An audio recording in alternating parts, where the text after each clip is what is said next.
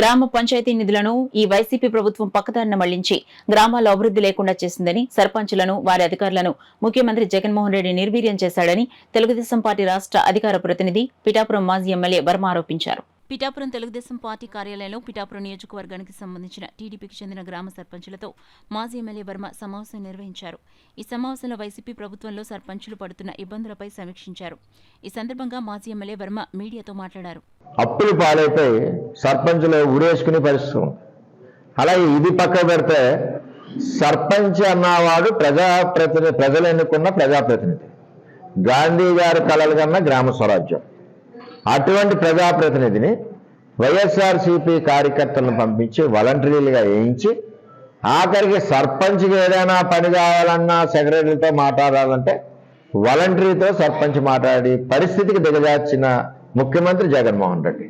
అంటే గ్రామంలో అభివృద్ధి అన్నది లేదు. రెండవది, ఈ వాలంటీర్లందరూ కూడా వచ్చిన గ్రామ ఆదాయం ఏదైతే ఉందో పన్నుల రూపేణా దాన్ని దోచుకు తింటున్నారు. దోచుకు తినడానికే వైఎస్ఆర్ పార్టీ వాళ్ళ కార్యకర్తని వాలంటీర్ల కింద. ఎందుకంటే వాలంటీర్లు 60 మంది 70 మంది దగ్గర నెలకి 7 లక్షలు అయిపోతుంది. 7 లక్షలుండి చంద్రబాబు నాయుడు నరేగా పెట్టుకుంటే అప్పుడు 30% చొప్పున కట్టుకుంటే 30 లక్షలు వర్క్ అయ్యి ఈవేళ దీని గురించే చంద్రబాబు నాయుడు గారు ఈ వ్యవస్థే మొత్తం నిర్వీర్యం అయిపోయింది.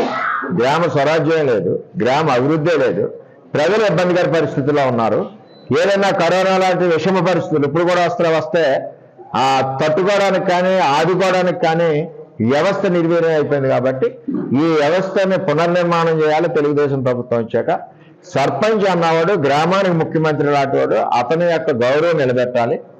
అతని హయంలోనే గ్రామం అభివృద్ధి జరగాలి, అతని చేతి మీదే జరగాలి. ఇంకేంటే ప్రజలు ప్రేమించనుకున్న సర్పంచ్ కాబట్టి అని చెప్పి చంద్రబాబు నాయుడు గారు త్వరలోనే మరి కాకినాడలో కానీ ఏలూరులో కానీ మీటింగ్ పెట్టి ఈ కార్యక్రమం ఉంటుందని తెలియజేస్తారు.